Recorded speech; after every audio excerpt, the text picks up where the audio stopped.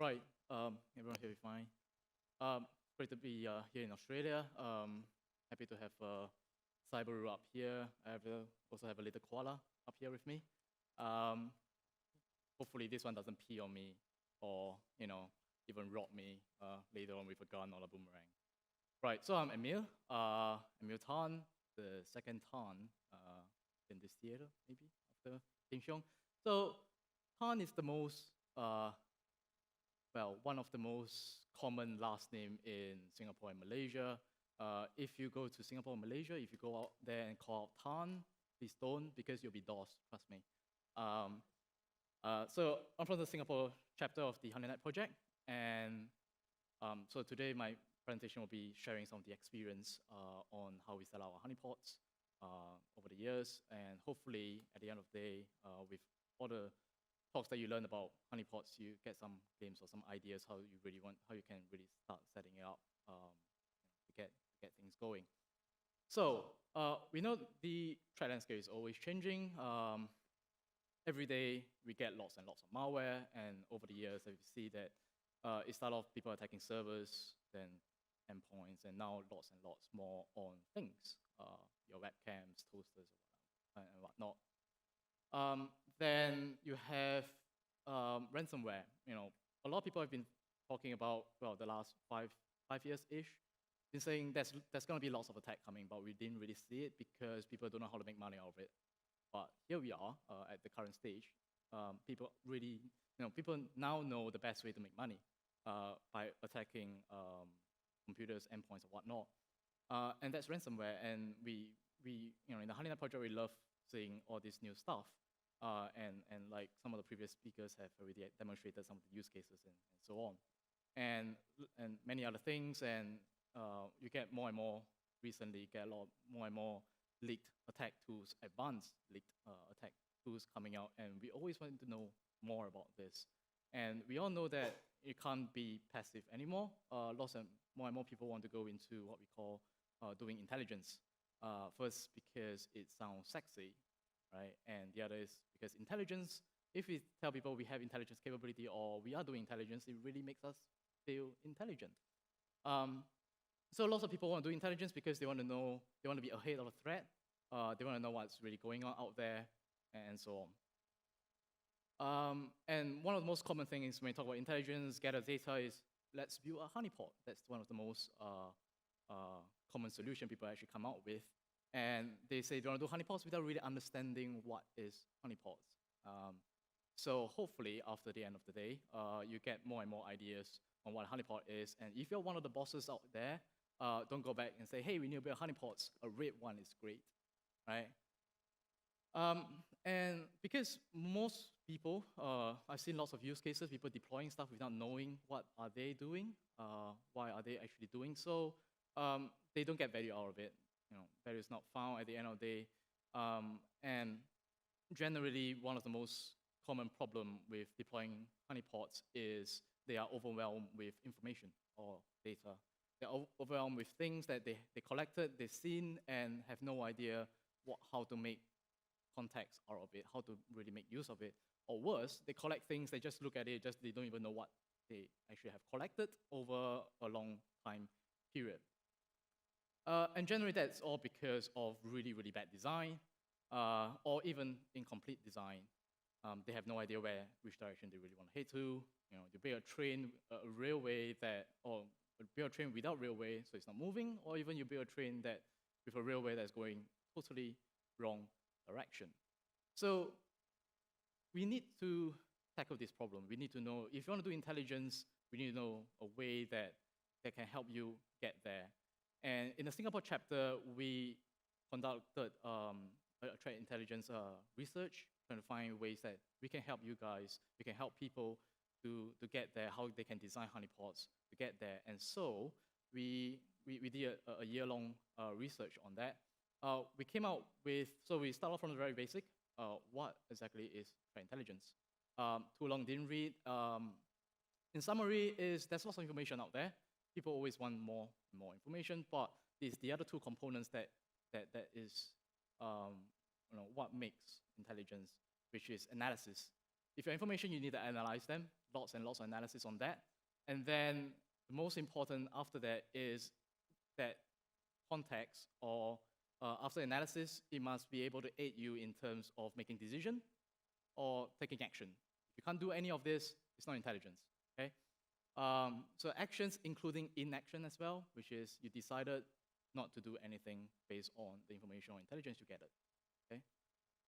Right, so a little bit of semantics and syntax out of threat intelligence as well. I'm sure some of you, have heard lots of things about, hey, we want to do IOCs, we want to collect IOCs, we want to do TTPs. Actually, most of them, we classify them as information. You have just tons and tons of information out of it. Your IOCs, what's the characteristics of certain attacks that you want to look out for. The TTPs, the behavior of the attackers, and then whatever reports or alerts that you can subscribe to from lots of cybersecurity vendors out there. And this is all information. It only becomes intelligence when you can make, you can actually contextualize them to really understand the whole kill chain out of it, or it can really help you in building up your defenses, or even help you in doing incident response. Generally, in the syntax or the language we use, intelligence, there's information intelligence, and above that, there's also data. Not going into that because that will probably take up like 3 to 4 slides showing what are data. So usually we always talk about data. You analyze them, become information, then you contextualize them, and it became intelligence for you. Right, so in our year research, so we actually came out with a framework called I4M Honey. It's pretty much short for intelligence from honey, and it's created by my students. That's what happened. These are names that you get when you give a bunch of 19-year-olds, hey, think of a name, and that's probably one of those names that our dear MC would not be able to pronounce or have no idea how to really pronounce that. So we actually came up with a framework that really helps you in or even guide you in designing a Honeynet that can help you, that can collect intelligence. And we have 4 main components out of that. This is actually a big summarized version. The original version is a big mind map that we are still figuring out how to share it out because it's really, really huge. We put it in a report and it's about 80 pages. We're still thinking how to really, really share that. But in GIS, this is the 4 really simple steps, or 4 simple components. First, you really need to understand the objective. What do you really want to get out? What from your intelligence?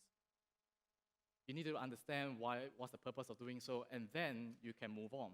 If not, you'll just be collecting lots of stuff and not knowing where are you even heading to.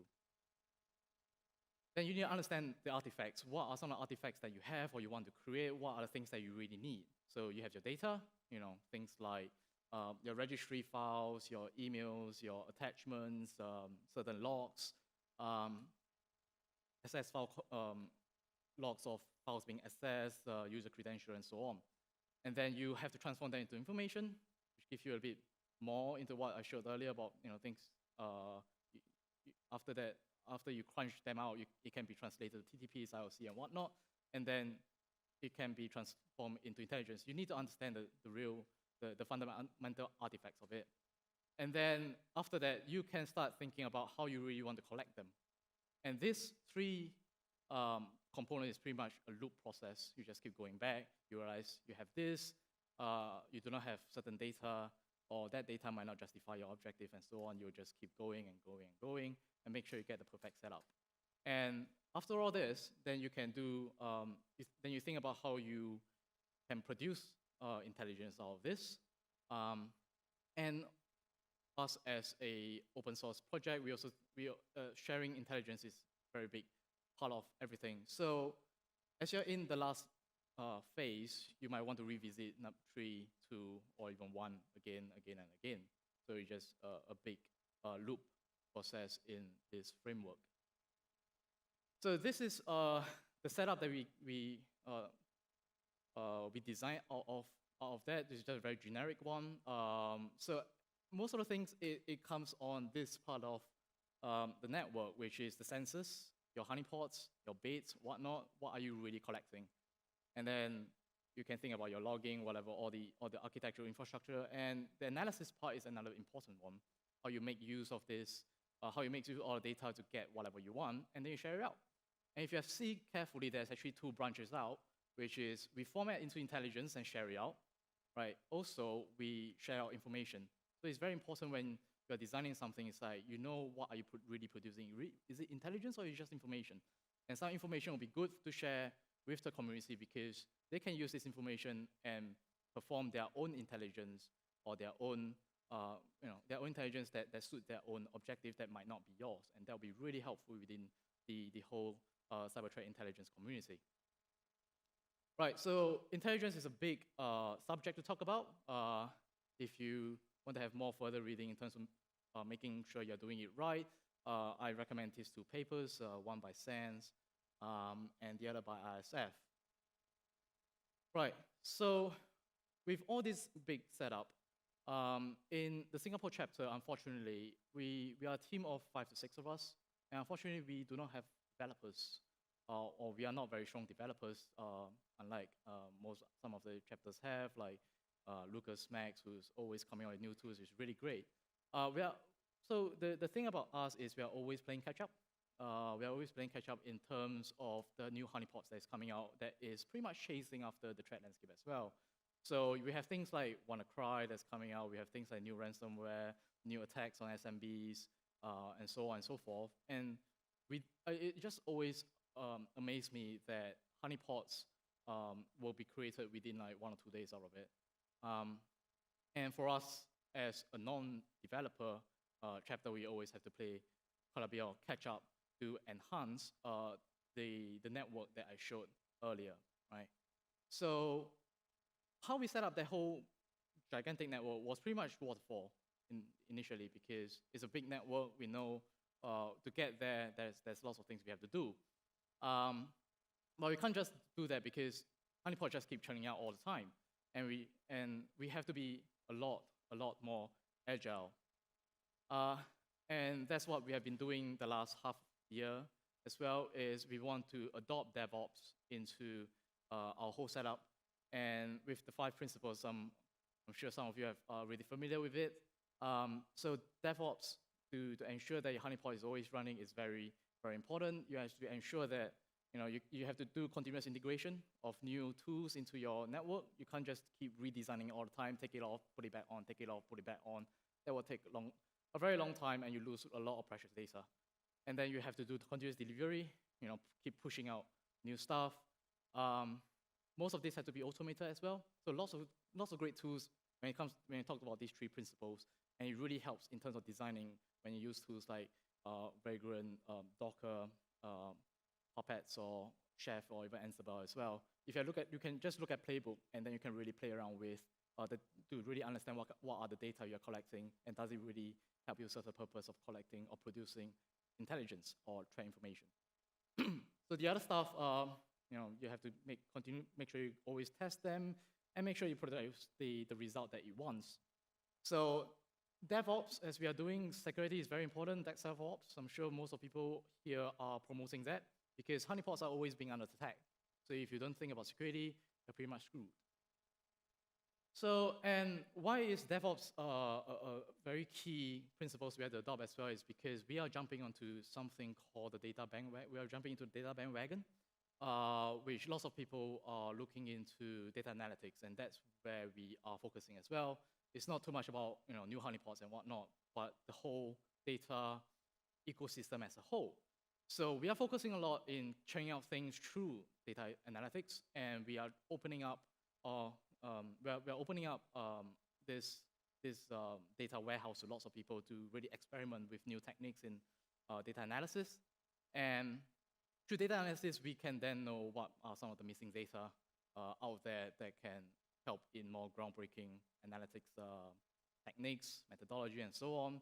And it's going on a loop cycle. And if we do that using waterfall, it's just not going to work.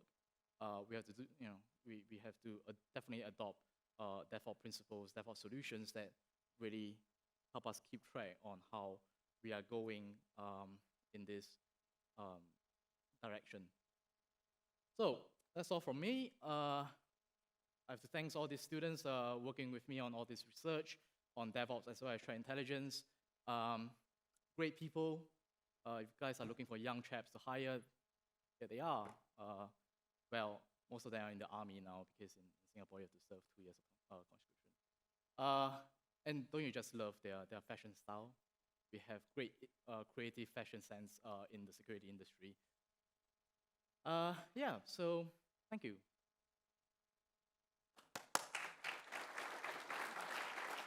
Sensational. Thanks, Emil. Who's got some questions for Emil? Otherwise, I make them up on the spot and it could just go really bad now.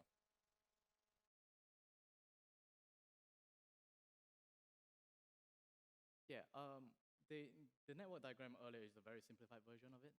There's a lot more other sensors that goes directly into our centralized data warehouse and whatnot. So that is just the first version. We have a lot of iterative version after that. But yeah, so no, not really. Yeah. Okay. Any other questions for Emil? Microphone person's reappeared, so you could always go for it if you felt like it. No? Thank you. Emil, thanks for that.